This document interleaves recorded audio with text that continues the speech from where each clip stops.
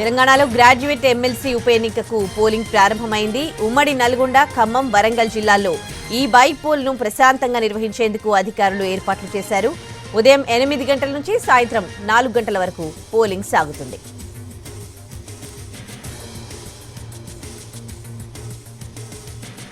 మొత్తం 600 పోలింగ్ కేంద్రాల్లో ఓటింగ్ జరగనుంది. 3 జిల్లాల పరిధిలో 4,61,806 మంది గ్రాడ్యుయేట్లు ఓటర్లుగా ఉన్నారు. ఈ ఉప ఎన్నికలో 52 మంది అభ్యర్థులు పోటీ చేస్తున్నారు.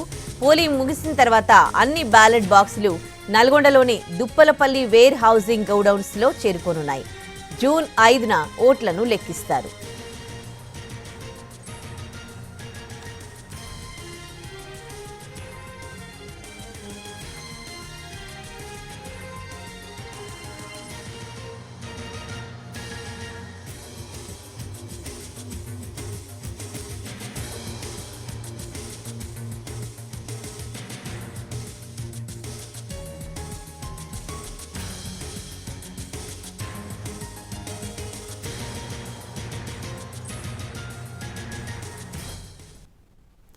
తెలంగాణలో గ్రాడ్యుయేట్ ఎమ్మెల్సీ ఉప ఎన్నికకు పోలింగ్ ప్రారంభమైంది. ఉమ్మడి నల్లగొండ, ఖమ్మం, వరంగల్ జిల్లాల్లో ఈ బైపోల్ను ప్రశాంతంగా నిర్వహించేందుకు అధికారులు ఏర్పాట్లు చేశారు.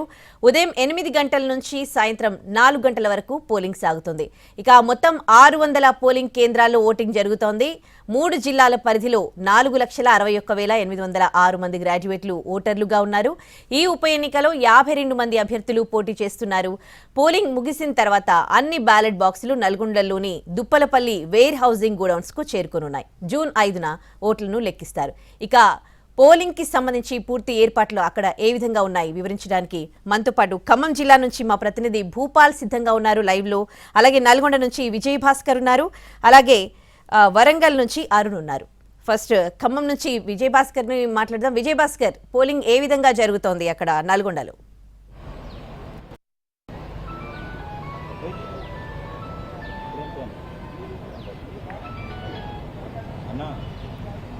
రైట్ భూపాల్, మీరు చెప్పండి, ఎలా జరుగుతోంది పోలింగ్? ఏర్పాట్లు ఏ విధంగా ఉన్నాయి?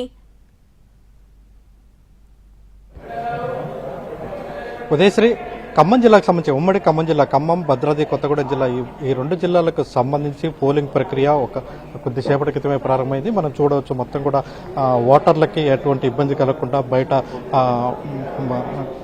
ఇదంతా కూడా ఏర్పాట్లు చేసిన పరిస్థితి మనం చూస్తున్నాం. మొత్తం కూడా దీనికి సంబంధించి ఉదయం 8 గంటల నుంచి సాయంత్రం 4 గంటల వరకు పోలింగ్ జరుగుతుంది.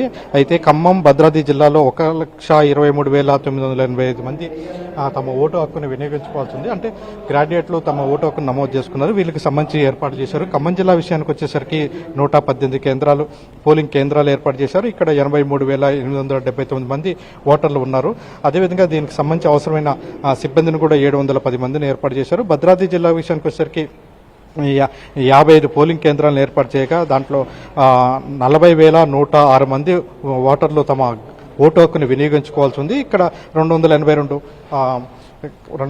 పోలింగ్ కేంద్రాలను ఏర్పాటు చేశారు. దీనికి సంబంధించి ఖమ్మం జిల్లాకు సంబంధించి మొత్తం కూడా వచ్చిన అంటే నిన్న మొత్తం వాళ్ళ పోలింగ్కి సంబంధించి సామాగ్రి అంతా కూడా తరలించడం జరిగింది. అంటే ఇక్కడ మనం చూస్తున్నాం, ఓటు నమోదు చేసుకోవడం కలిసి ఇది చాలా తక్కువ. ఒక్కొక్క పోలింగ్ కేంద్రంలో కేవలం 1000 మంది మాత్రమే ఉండే విధంగా, అంటే తక్కువ ఓటర్లు ఉండే విధంగా చర్యలు తీసుకున్నారు. ఎందుకంటే ఇబ్బంది కలగకుండా, లైన్లు లేకుండా ఉండే విధంగా చర్యలు తీసుకున్నారు. అదేవిధంగా ఎక్కువ మంది 52 మంది అభ్యర్థులు ఉండటంతో జంబో బ్యాలెట్ ని ఏర్పాటు చేశారు. జంబో బ్యాలెట్ లో ఎక్కువ సంఖ్యలో, అంటే పెద్ద బ్యాలెట్ కావడంతో ఆ బ్యాలెట్ కు అవసరమైన విధంగా జంబో బ్యాలెట్ ని ఏర్పాటు చేసిన దృశ్యాలు అనేది కూడా మనకు కనపడుతున్నాయి. అయితే అది కూడా నిండిపోయి ఎక్కువ మంది ఓటర్లు నిండిపోతే మరో చిన్న బ్యాలెట్ బాక్స్ ను కూడా ఏర్పాటు చేసిన పరిస్థితి. ఇక్కడ సాయంత్రం 4 గంటల వరకు పోలింగ్ జరిగిన తర్వాత 4 గంటల తర్వాత మళ్ళీ ఇవన్నీ కూడా జిల్లా కేంద్రం, ఖమ్మం జిల్లాకు సంబంధించి అన్ని పోలింగ్ కేంద్రాల నుంచి ఖమ్మం జిల్లా కేంద్రంలోని SRNB కాలేజీకి ముందు వస్తాయి. తర్వాత అదేవిధంగా భద్రాద్రి కొత్తగూడెం జిల్లాకు సంబంధించి కొత్తగూడెంలో ఉన్న రామచంద్ర కళాశాలకి అంటే ఈ బాక్సులన్నీ కూడా వస్తాయి. వీటన్నిటిని మళ్ళీ తిరిగి నల్గొండ, అంటే నల్గొండ, ఖమ్మం, వరంగల్ 3 జిల్లాలకు, ఉమ్మడి జిల్లాలకు సంబంధించి కేంద్రం నల్గొండ కావడంతో, నల్గొండ రిటర్నింగ్ అధికారి కావడంతో అక్కడికి మొత్తం కూడా ఈ బ్యాలెట్ బాక్సులన్నీ కూడా అక్కడికి తరలించడం జరిగింది. జరిగింది. దీనికి సంబంధించి రైట్ భూపాల్, ఇది ఖమ్మంలో పోలింగ్ కి సంబంధించిన విశేషాలు. మొత్తం 118 కేంద్రాలు ఏర్పాటు చేశారు. 83,579 మంది తమ ఓటు హక్కును వినియోగించుకున్నారు.